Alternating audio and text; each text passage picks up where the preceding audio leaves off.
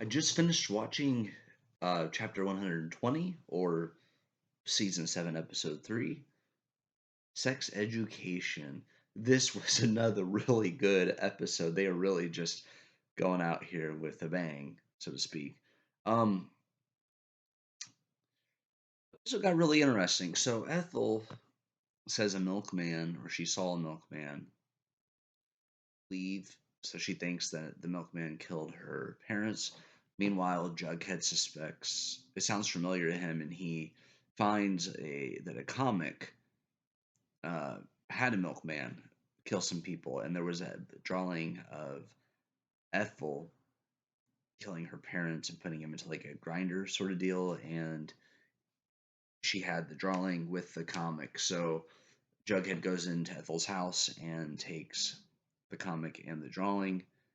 We end the episode there with a cliffhanger where they've discovered they found some evidence with Jughead's place with some comics and the drawing that he had taken in his train car, and then Ethel and him were both being questioned, but we they asked, "Is there anything you would like to explain?" The episode cuts off.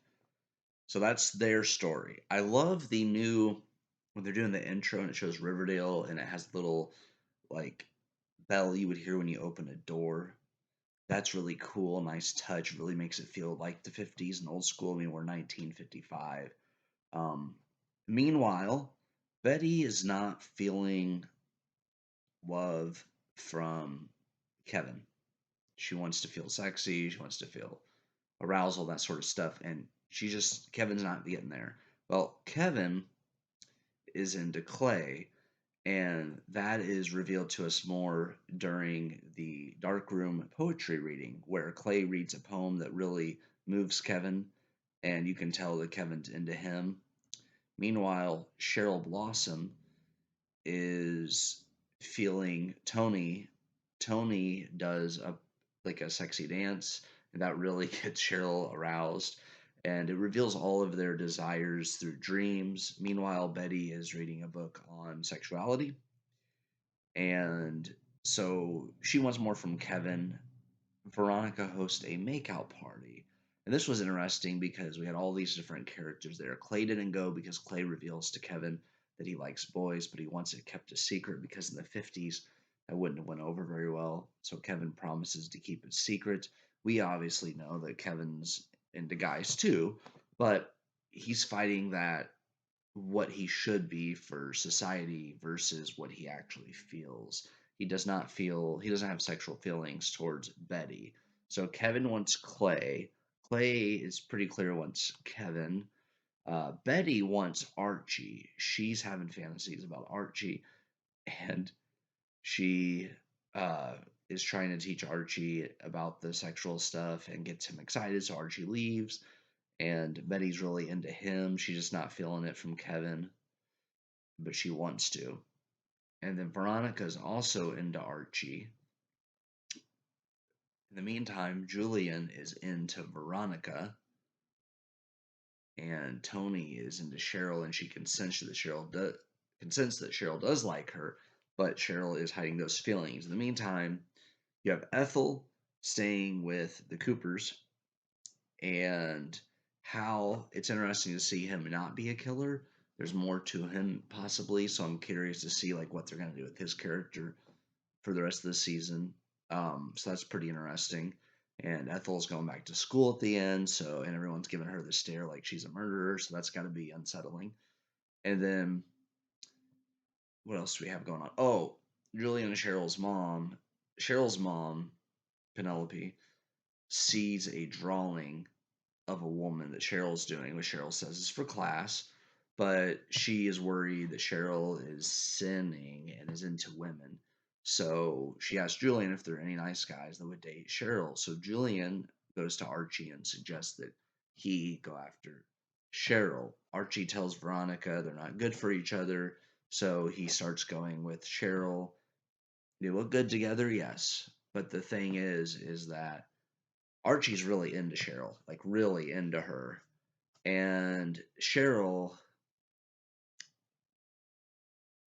it seems like she is. It's hard for both of them because Archie really likes Cheryl, but then Cheryl, I'm pretty sure they said at one point that she was into both men and women, but more into women at one point.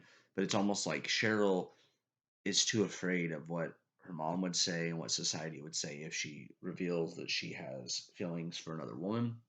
So Cheryl and Archie hook up, and Cheryl has a hickey and says that Archie's an animal. So now I think she's trying to use this whole thing to convince her mom that she shouldn't be with Archie, sort of thing. And I feel bad for Cheryl because she's hiding who she is in order to satisfy her mom, which sucks. So I feel bad for her. I feel bad for Tony because she's not getting who she wants. Like I said, this was the 50s, so they would have had to have been very discreet about it. They wouldn't have been able to have made it well known.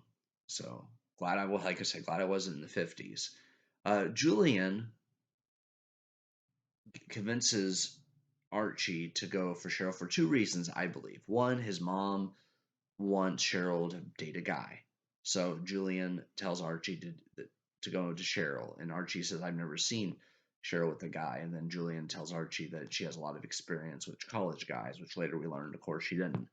But the second reason, and this is more interesting and more clever, Julian is trying to get rid of the competition.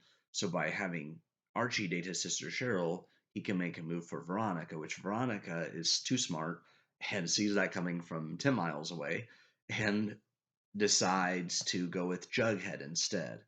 So Julian takes Tony home, and Veronica and Jughead spend time together. And at first, it's kind of awkward, but then they find out they have a lot of chemistry. They have a lot of in common as far as like favorite monster film. They found out was the Black Lagoon, the monster from the Black Lagoon. Good movie, by the way. I've seen that one. Um, so yeah, this was a very good episode. So we have all these romantic feelings where the people don't have the feelings for the partner that they should have. So like right now you have Betty and Kevin. Betty likes Kevin, but Kevin doesn't like Betty. So that's kind of ruled out.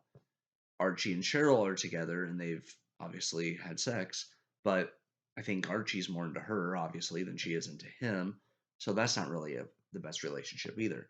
Um, Veronica likes Archie, but Archie is still wondering if they're good for each other. He even says he doesn't think they are, but they could be. I actually like Veronica Jughead. Like I said, I don't, with the ships, it's funny.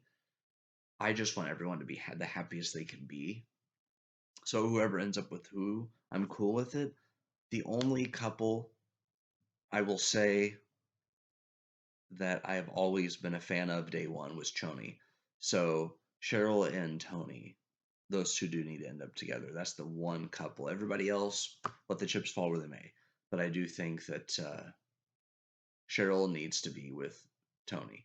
I also like Julian. Not that I like him overall as a person. I like his character. He's talking more, and we need more characters to sort of round out the field. Because right now, Tabitha Tate is gone with her family, so she's not there. So we needed other characters to come in. So having Midge come back, having Ethel have more to do, having Julian be there, bringing back Hal, Cooper, uh, Midge back, it really does help round out the cast. And I think this is a good season because we're getting that. I don't like the principal. Obviously, these are the old school principles, but I just don't like him. I don't like the way he acts. I don't like how quick they are to accuse people of stuff. Of course, that probably is realistic of back then and even now in some ways. But yeah, the characters are dealing with a lot. And like I said, we're only 3 episodes into this season. And I'm really curious to see what happens. So that's all I've got for now. So you take care, guys.